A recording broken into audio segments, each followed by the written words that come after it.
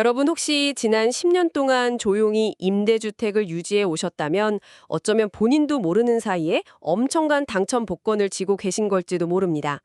오늘 이 딥다이브에서는 삼성 세무법인의 자료를 바탕으로 해서 그 1억 3천만 원짜리 세금 청구서를 단 1,400만 원으로 마법처럼 줄여주는 조세특례제한법 97조의 5의 실체를 낱낱이 파헤쳐 보겠습니다.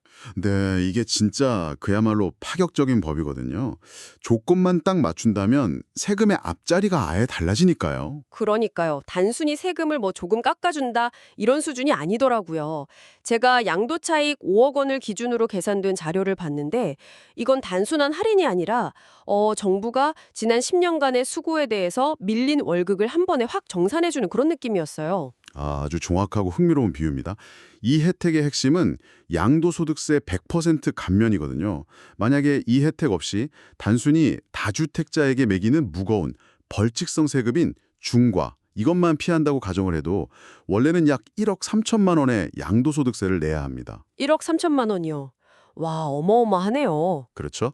그런데 이 법을 적용하면 그 양도소득세 자체가 아예 0원이 되는 겁니다. 잠깐만요. 세금이 아예 0원이 된다고요? 근데 제가 자료를 보니까 최종적으로 1,400만 원은 내야 한다고 되어 있던데 그건 왜 그런 건가요?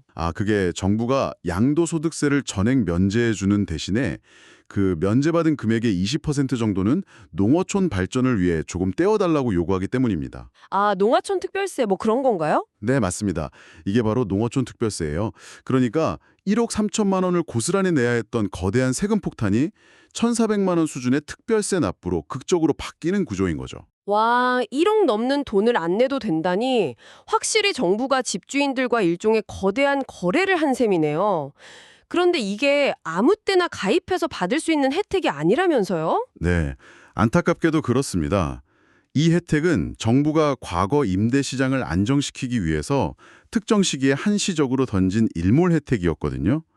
2015년 1월부터 2018년 12월 사이에 주택을 취득하고 3개월 내에 임대주택으로 등록한 분들만 대상이 됩니다. 아, 그러니까 지금은 새로 들어갈 수가 없는 거군요. 네, 지금은 불가능하죠. 그 당시 임대시장의 충격 흡수 장치 역할을 해준 분들에게 주는 일종의 보상이라고 보시면 됩니다. 그럼 그 보상을 받으려면 정부와 약속한 조건들을 10년 동안 칼같이 지켰어야 했겠네요? 바로 그겁니다.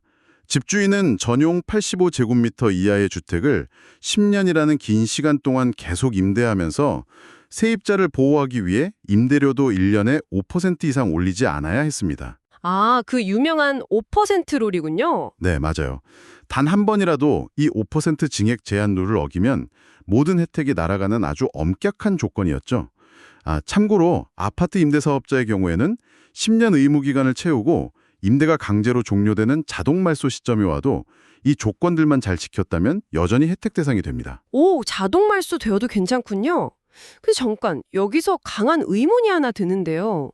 보통 임대를 시작할 때 집의 기준 시가가 수도권은 6억, 그리고 지방은 3억을 넘으면 세금 혜택에서 배제되는 가액 요건이라는 게 있잖아요. 네, 보통은 그렇죠.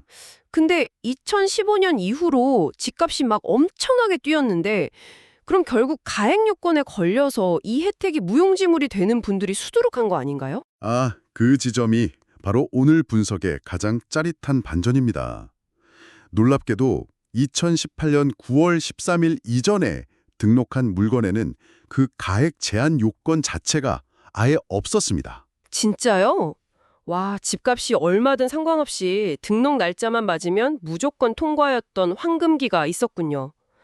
그럼 조건을 다 맞춘 분들은 당장 이 100% 감면 카드를 무조건 써야겠네요. 꼭 그렇지만은 않습니다. 네, 왜요? 세법에 뭐 무조건적인 공짜는 없으니까 분명 어딘가에 이 혜택을 선택하면 포기해야 하는 다른 무언가가 숨어 있을 것 같긴 한데요. 아주 예리하십니다. 정부가 그렇게 호락호락하지 않거든요. 가장 큰 함정은 이 100% 감면 혜택이랑 오래 집을 가지고 있으면 세금을 깎아주는 장기 보유 특별공제, 특례를 동시에 받을 수 없다는 겁니다. 아, 그 좋은 혜택 두 개를 중복해서 받을 수는 없군요. 네, 무조건 둘 중 하나만 선택해야 합니다. 개인의 전체 보유주택 수나 실제 임대 기간, 그리고 양도차익의 규모에 따라서 오히려 100% 감면이 아니라 장기 보유 공제를 선택하는 게 세금 측면에서 더 유리한 경우도 생기거든요. 무조건 100% 감면이 정답이 아니라는 뜻이네요. 맞습니다. 그래서 소스 원고에 안내된 서울, 강남, 대전의 삼성세무법인 1644-7791 등을 통해서 본인의 상황에 맞는 개별적인 시뮬레이션을 꼭 돌려보는 것이 필수적입니다. 아, 결국 이 엄청난 일몰 혜택은 가만히 앉아있다고 떨어지는 게 아니라 10년 동안 5% 룰을 지키며 버텨온 분들이 직접 계산기를 두드리고 적극적으로 챙겨야 하는 정당한 권리였네요. 네, 지식과 정보가 정말 수억 원의 가치로 환산되는 결정적인 순간이죠. 오늘 분석을 통해서 세금에 대한 생각 자체가 좀 달라지네요. 여러분은 어떠신가요? 우리는 흔히 세금을 국가가 떼어가는 피할 수 없는 수학적 형벌이라고 생각하잖아요. 보통 다들 그렇게 느끼시죠? 하지만 정부가 임대료 안정을 위해 100% 세금 면제라는 엄청난 카드를 쏟다는 걸 보면 어쩌면 세금이란 건 단순한 징수가 아니라 우리의 행동과 사회 구조를 설계하기 위해 정부가 사용하는 거대한 심리적 도구가 아닐까요? 다음번에 새로운 세금 정책 뉴스를 보실 땐 그 딱딱한 숫자에 숨겨진 정부의 진짜 의도를 한번 읽어보시길 바랍니다.